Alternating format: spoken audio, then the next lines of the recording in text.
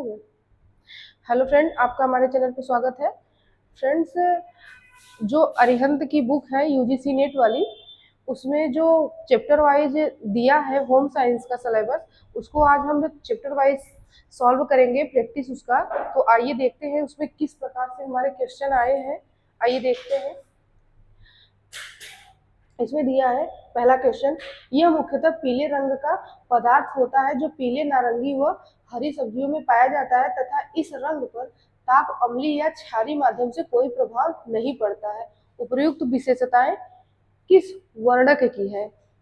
तो देखते हैं, इसमें ऑप्शन में दिया है कैरोटीन, फ्लोवेंस, क्लोरोफिल और एंथोसाइनिन। तो फ्रेंड्स, इसका जो राइट आंसर होगा, उसका राइट आंसर ये होगा, कैरोटीन वर्णक होगा। और आइए अब हम लोग ये देख लेते हैं, जो ये फ्लोवेनॉइड्स है, ये फ्लोवेनॉइड्स जितने भी हमारे व्हाइट प्रकार की सब्जियां होती हैं, वेजिटेबल्स जो होती हैं, वो उसमें पाए जाते हैं। जैसे मान लीजिए आपका गोभी हो गया, फूल गोभी, और आलू हो गया, और सलजम हो गया। जो व्हाइट प्रकार की हमारी सब्जियां होती हैं, उसमें ये पाया जाता है फ्लोवेंस। और क्लोरोफिल की बात करेंगे, इसका राइट आंसर तो ये होगा फ्रेंड्स। और क्लोरोफिल की बात करेगा तो जितनी भी हमारी हरी प्रकार की सब्जियां होती हैं, उसमें क्लोरोफिल पाया जाता है। और एंथोसाइनिन की बात करें तो एंथोसाइनिन फ्रेंड्स जामुन में पाया जाता है। एंथोसाइनिन की वजह से जामुन का जो कलर होता है, इसी के कारण वो इस तरीके का होता है। दूसरा क्वेश्चन देखते हैं, इसका राइट आंसर फ्रेंड्स ये होगा। दूसरा क्वेश्चन दिया है, निम्नलिखित में से क्लोरोफिल वर्णक की विशेषताओं पर बल देने वाला कथन नहीं है। यहाँ लिखा है फ्रेंड्स कि कौन सा कथन नहीं है, तो देखना है। यह वर्णक हरे रंग का पदार्थ होता है, बिल्कुल। क्लोरोफिल की बात कर रहा है तो हरे रंग का बिल्कुल होगा। यह मुख्यतः मेथी, धनिया, पुदीना तथा चौलाई में पाया जाता है, बिल्कुल सही होगा। पकाने पर ताप का क्लोरोफिल पर कोई प्रभाव नहीं पड़ता, ये भी सही है फ्रेंड्स। यह वर्णक पीले रंग के पदार्थ होते हैं, क्लोरोफिल तो पीला रंग नहीं होता, इसलिए इसका राइट आंसर यहाँ नहीं पूछा था, तो इसका राइट आंसर ये हो जाएगा।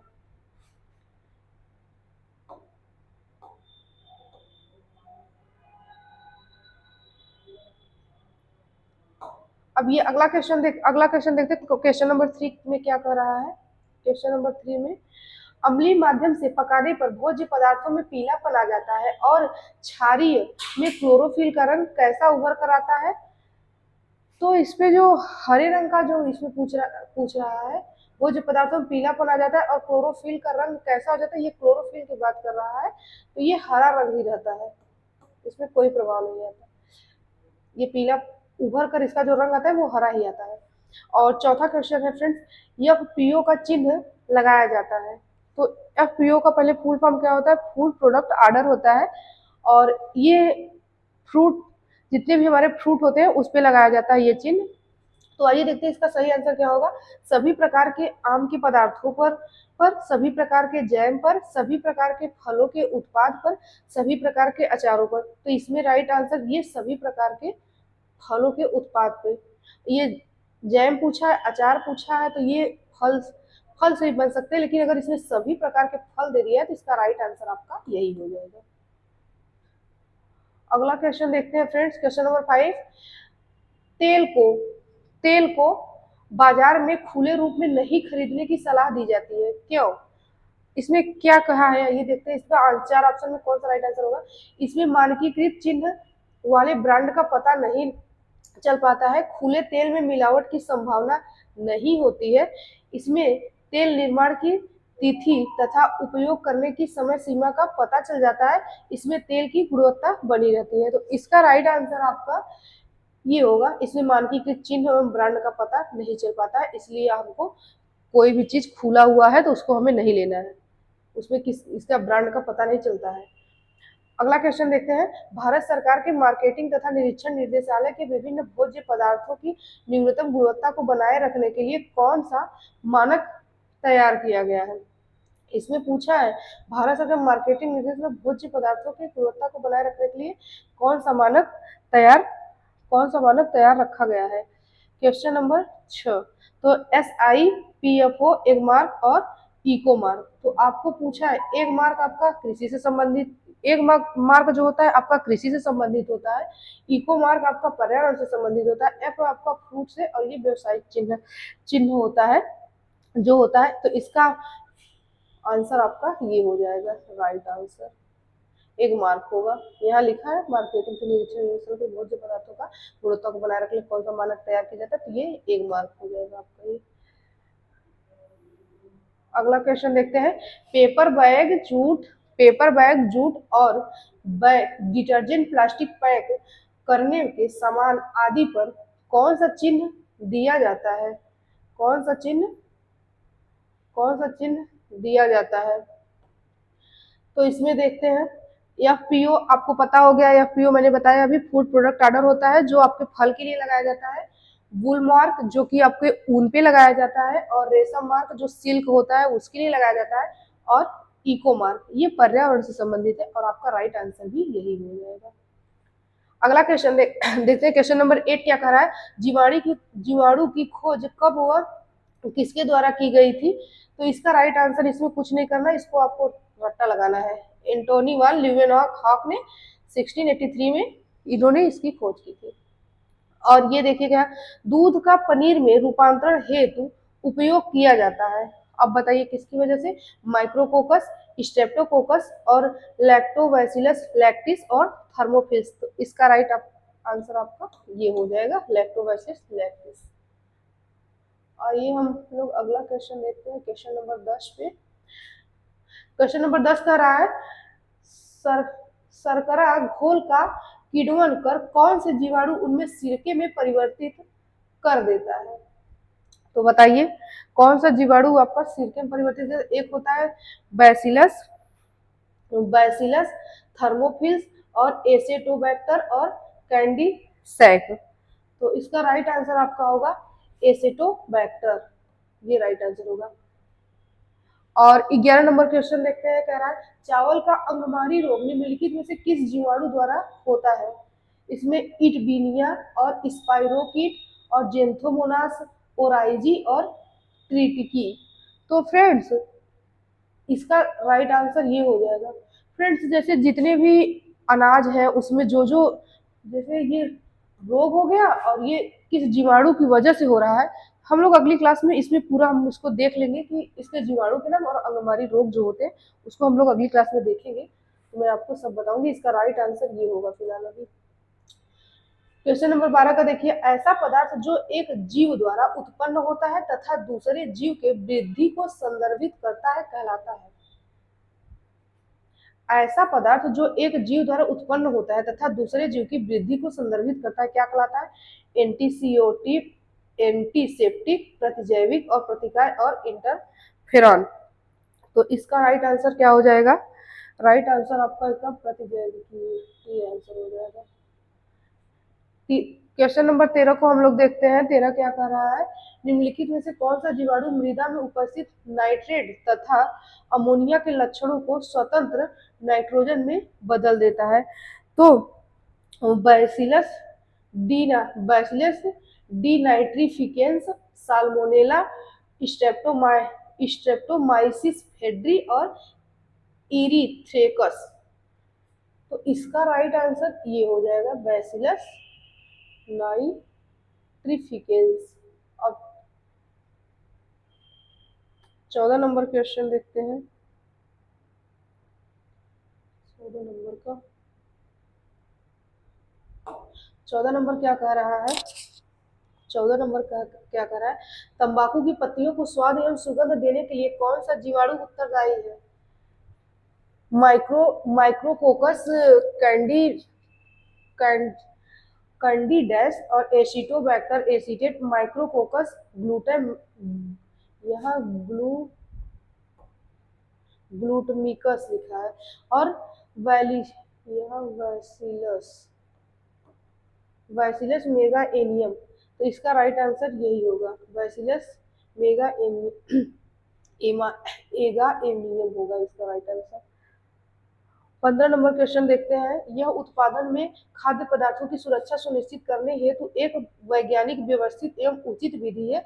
यह जोखिम विश्लेषण के लिए महत्वपूर्ण नियंत्रण बिंदु का प्रतिनिधित्व करता है। उपयुक्त में से कौन सा कथन विशेषता पर बल देता है? कौन सा? यहाँ लिखा है फ्रेंड, जोखिम विश्लेषण के लिए महत्वपूर्ण नियंत्रण बिंदु है। तो आपने देखा कि एफपीओ क्या है, एफपीओ है फूड प्रोडक्ट ऑर्डर, ये फल से संबंधित है। एक मार्क ये कृषि से संबंधित है। और ये हैकअप, ये हमारा हैकअप है जो जोखिम को ये देखता है। तो इसका राइट आंसर ये हो जाएगा, ये हमारा होगा ही नहीं। हैकअप, अब देखिए हैकअप में क्या कर रहा है।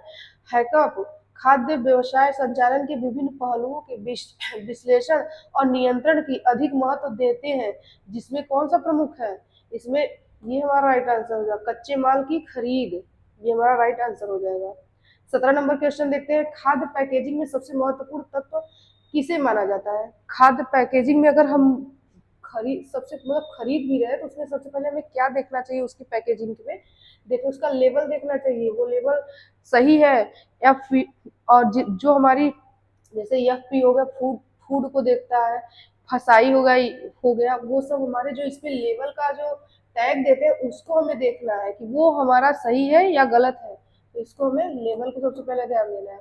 18 नंबर क्वेश्चन क्या करा है, खाद्य पैकेजिंग का लाभांश निम्नलिखित में से कौन सा नहीं है पूछ रहा है। तो वस्तु खराब न हो, बिल्कुल सही है। टूटने से बचाव, बिल्कुल सही है। खाद्य पदार्थ में छेड़छाड़ होना और परिवहन हेतु सुविधा, ये आपका नहीं होगा और यहाँ नहीं ही पूछा है तो राइट ही यही हो जाएगा, राइट ही यही हो जाएगा। तो आपका राइट आंसर यही हो जाएगा, खाद्य मात्रा में छेड़छाड़ होना। और 19 नंबर क्वेश्चन क्या कर रहा है, पिज्जा अनाज व स्नैक्स की पैकेजिंग किस प्रकार की होती है। तो ट्रे में ट्रे में इसके अंतर्गत, बैग के अंतर्गत, बॉक्स के अंतर्गत और डिब्बे के अंतर्गत। तो इसका बॉक्स के अंतर्गत इसका होता है। पिज्जा और स्नैक्स की पैकेजिंग किस प्रकार की होती है। अब 20 नंबर क्वेश्चन हम लोग देखते हैं, इसमें क्या लिखा है, economic inquiry business and society, journal of industry economics आदि खाद्य सेवा से संबंधित है संस्थाएं, कैफेटेरिया, पत्रिकाएं, अनुप्रयोग। तो इसका राइट आंसर ये पत्रिकाएं हैं। फ्रेंड्स ये हमारा 20 क्वेश्चन हुआ। अभी आगे हम लोग और देखते हैं, क्वेश्चन नंबर 21 से हम लोग देखते हैं, एक minute friends,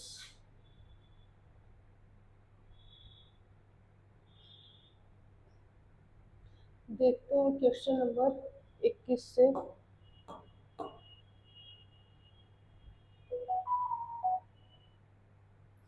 question number 21,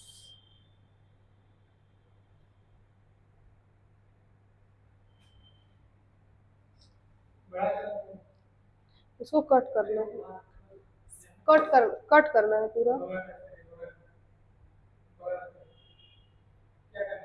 cut करना है।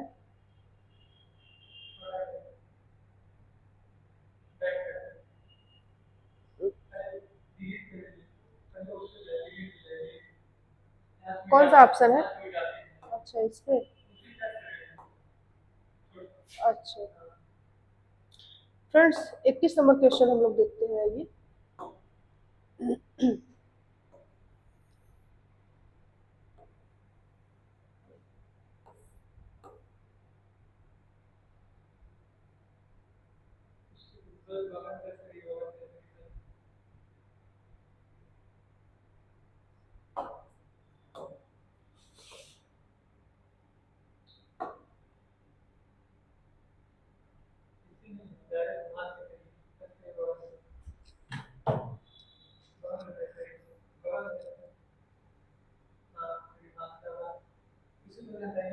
अच्छा इसको हटाने के बाद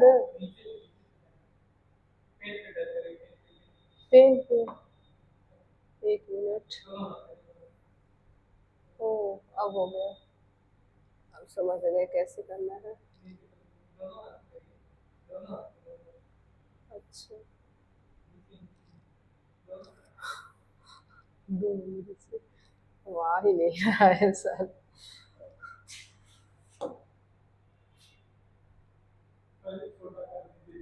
एक मिनट,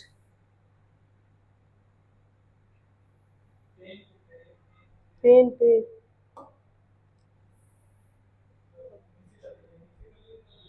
अच्छा इसको नीचे कर लें,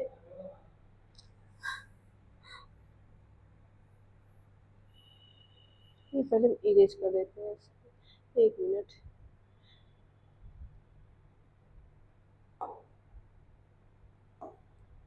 फ्रेंड्स फिर से लाते हैं इसको।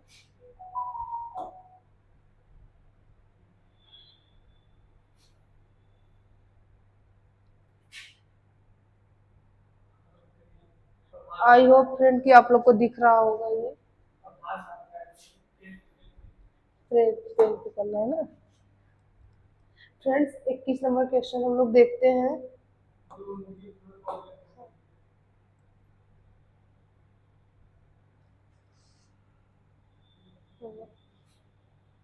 फ्रेंड्स हम लोग 21 नंबर क्वेश्चन से देखते हैं।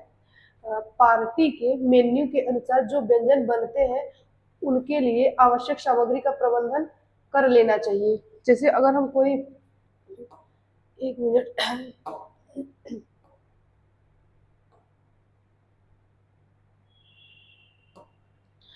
पार्टी में मेन्यू के अनुसार जो व्यंजन बनाने होते हैं उनके लिए आवश्यक सामग्री का प्रबंधन कर लेना चाहिए।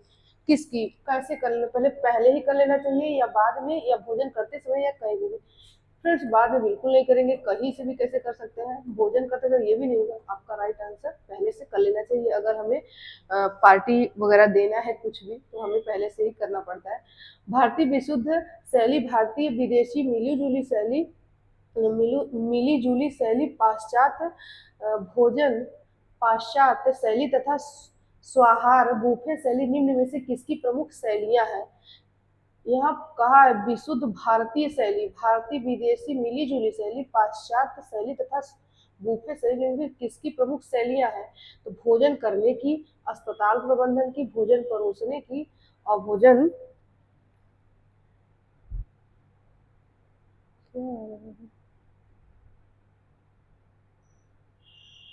यहाँ क्या है, प्रायोगिक प्रबंधन की, अस्पताल प्रबंधन की, भोजन करने की और भोजन परोसने की। तो यहाँ भोजन करने से संबंधित है हमारा। अब अगला क्वेश्चन देखते हैं।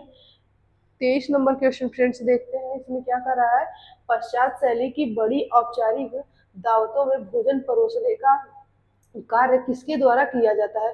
तो अतिथियों के द्वारा, युवकों के द्वारा, गृहिणी के द्वारा और वेटरों के। यहाँ लिखा है पश्चात शैली की बात कर रहा है। अगर यहाँ कहता है भारतीय शैली की बात करता तब तो हमारे गृहिणी के द्वारा ये हो सकता था, या फिर युवकों के द्वारा हो सकता था।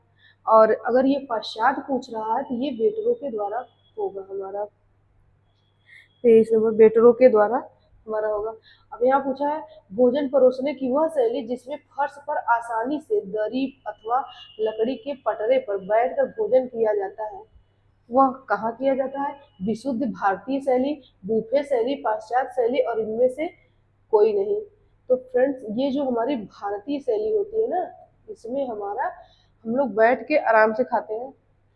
किस पे? ये पटरे पर बैठ के या दरी पर बैठ के। ये पाश्चात्य शैली में टेबल कुर्सी वाला हो गया। बूफे बूफे वाला जो होता है, खाना सारा रखा रहता है, आप वहां से लेकर आइए, टेबल पर बैठ कर अपने हाथ से सर्व करके तब खाते हैं, इसे बूफे शैली कहते हैं।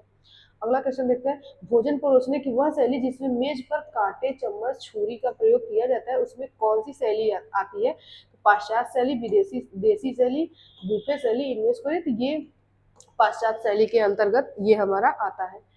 और 26 नंबर क्वेश्चन देखते हैं। खाद्य लागत विश्लेषण एवं रेस्टोरेंट का प्रथम कदम क्या होना चाहिए? परिचालन करने हेतु बजट निर्माण, जांच करने हेतु खाद्य सामग्री का निर्माण। तो यहाँ खाद्य सामग्री हेतु तो पहले हमारा ये हो जाना चाहिए। 27 नंबर क्वेश्चन है।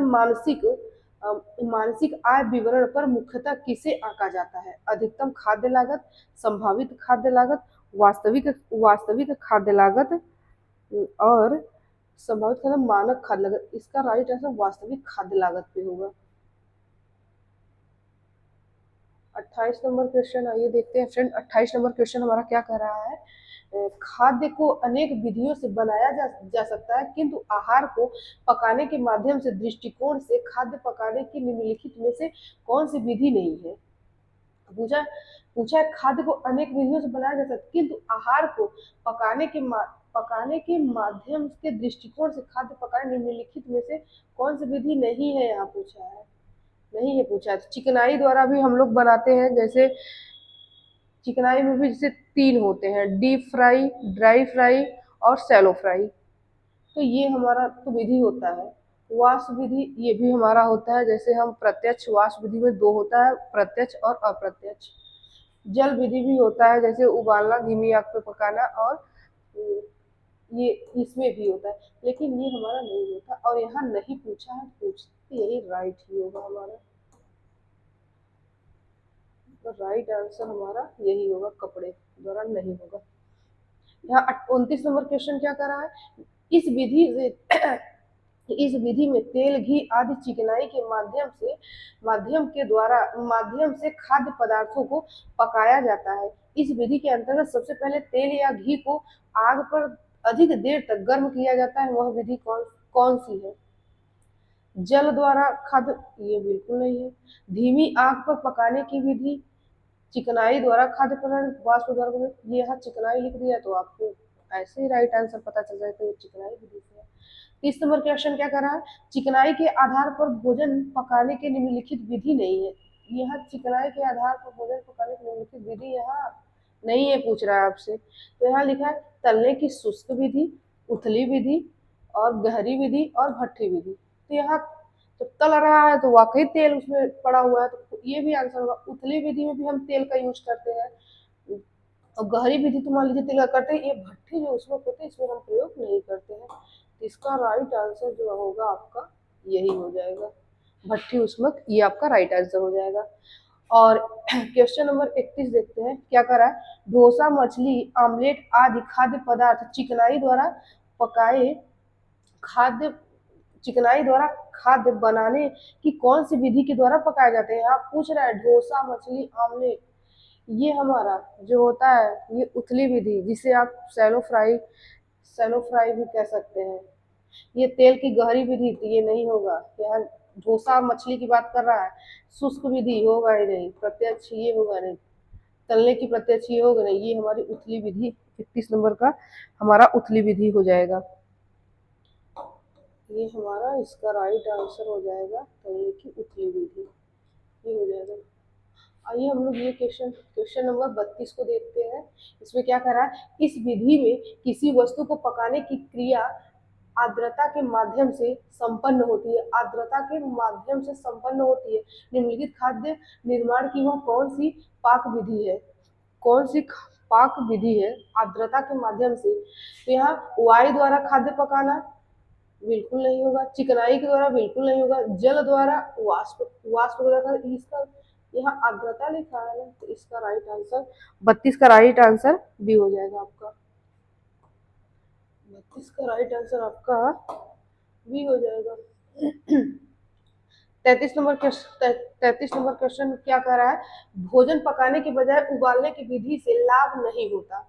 भोजन पकाने के बजाय उबालने की विधि से लाभ नहीं होते। अगर भोजन छिलकों सहित उबाला जाए तो भोजन तत्वों को नष्ट होने से रोका जा सकता है। उबाला भोजन उन रोगियों के लिए जिनको बदहजमी या रोग होता है उसके लिए अच्छा होता है, इसमें हानिकारक जीवाणु नष्ट हो जाते हैं। उबला भोजन मानव जीवन हेतु घातक है, तो ये कैसे हो सकता है? 33 नंबर क्वेश्चन का आंसर हमारा डी हो जाएगा। ये हमारे लिए घातक थोड़ी नहीं होता है।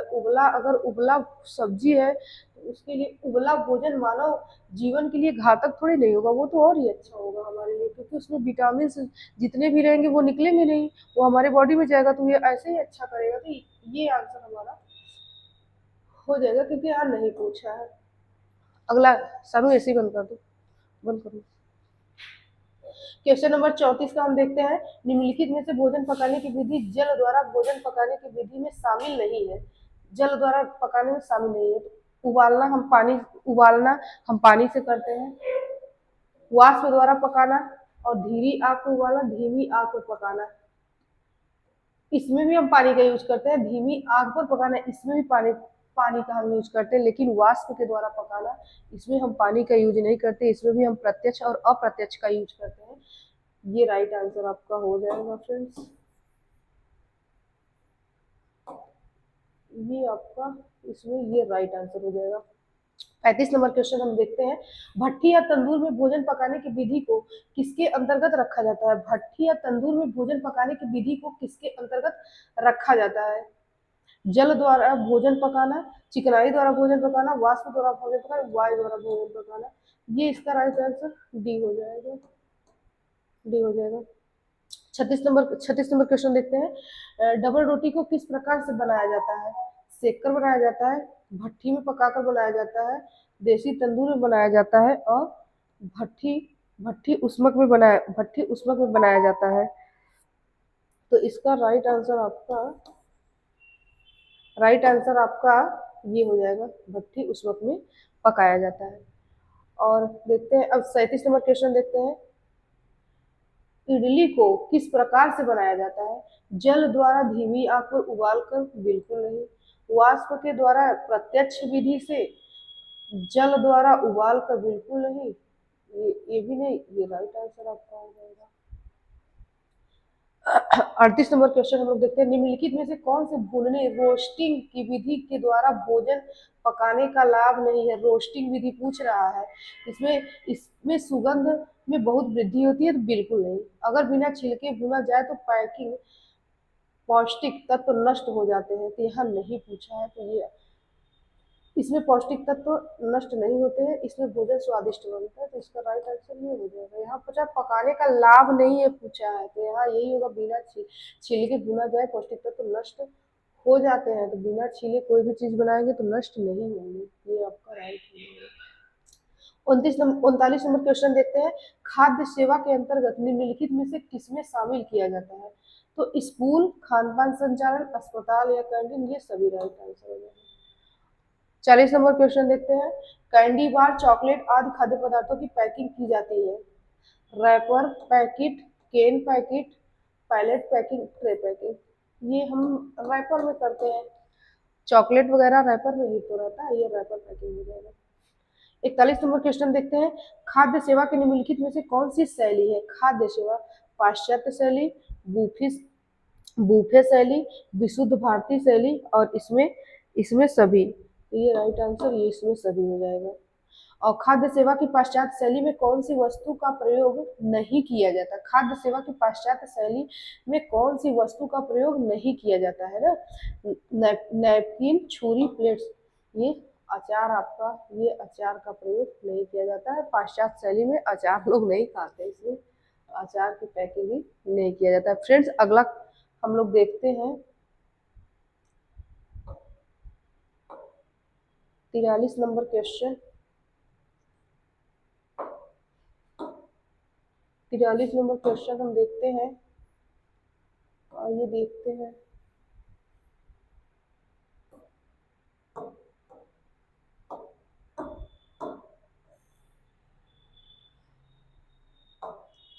तिरालीस नंबर क्वेश्चन फ्रेंड्स, आइए देखते हैं क्या कर रहा है।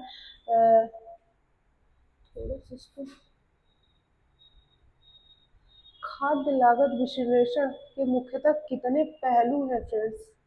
क्या कर रहा है, खाद्य लागत विश्लेषण के कितने पहलू होते हैं? तो यहाँ दिया है 8, 4, 7, 5, तो ये 5 होते हैं। हमारे खाद्य सेवा के अंतर्गत मेनू बनाते समय किन बातों का ध्यान में रखा जाता है? मौसम, अतिथियों की संख्या, आयोजन का उद्देश्य, और ये सभी, ये हमारे सभी हो जाएंगे। हम सभी के अकॉर्डिंग चलेंगे तभी हमारा खाद्य सेवा मेनू के हर चीज का हम ध्यान रखते हुए चलेंगे। इसका आंसर ये सभी हो जाएगा। एक ये रेस्तरा का बजट का मतलब होता है रेस्टोरेंट, लिखा है इस यहाँ पे। ये रेस्तरा का बजट बनाते समय पहला कदम क्या होना चाहिए?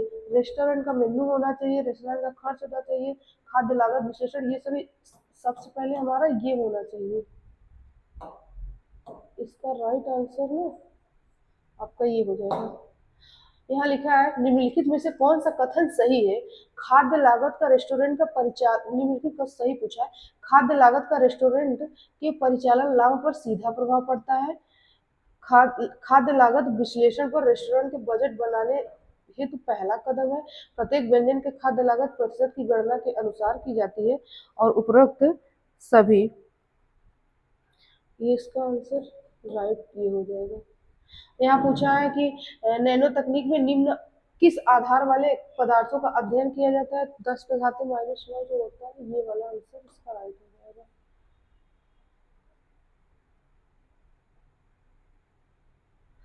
अब इसमें ये आंसर हम देखते हैं फ्रेंड्स, इसका ये आंसर देते हैं 48 का नैनो तकनीक की अवधारणा की शुरुआत निम्न में से कब की गई थी? नैनो तकनीक का आंसर 29 दिसंबर 1959, 30 दिसंबर 1916, 2 जुलाई 2007, 25 दिसंबर 1959। तो इसका राइट आंसर ये हो जाएगा। निष्क्रिय नैनो तकनीक के निम्नलिखित होने वाले तत्व निम्न में से कौन सा नहीं है? तो नैनो जेल, नैनो बहुलक एजेंसी, ये वाला लक्षित दवाइयां नहीं है। सानू ऊपर नहीं जा रहा है, देखो ऊपर नहीं जा रहा है। फ्रेंड्स हम लोग 49 तक किए हैं, 50 का देखते हैं, एक मिनट फिर से नहीं जा रहा है। 59 तक हम लोग किए थे ना, आइए देखते हैं।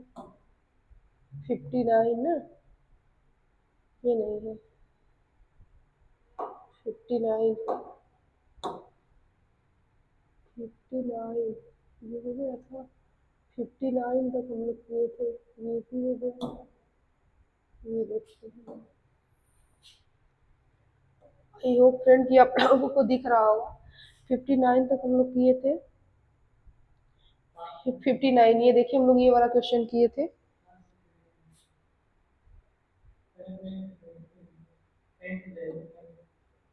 ठीक है, आ गया, अब ऊपर नहीं जा रहा है।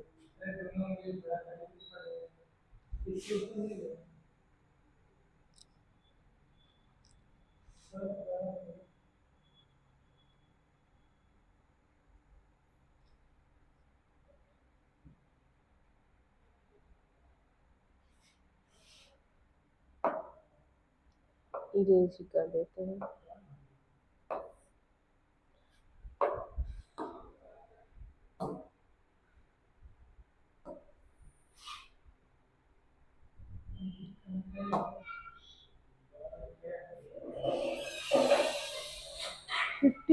फिफ्टी नाइन का क्वेश्चन फ्रेंड्स, 59 का क्वेश्चन फ्रेंड्स क्या कह रहा है, देखते हैं कि निष्क्रिय नैनो तकनीक में निम्न सम्मिलित होने वाले तत्व निम्न में से नहीं है। तो नैनो जेल, नैनो बहलक, लक्षणित दवाइयां और एरोजेल।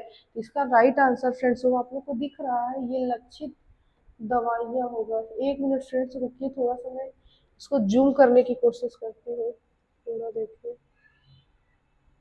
हाँ, हो गया है जूम। ये देखिए आपका, अब ये देखते हैं क्वेश्चन।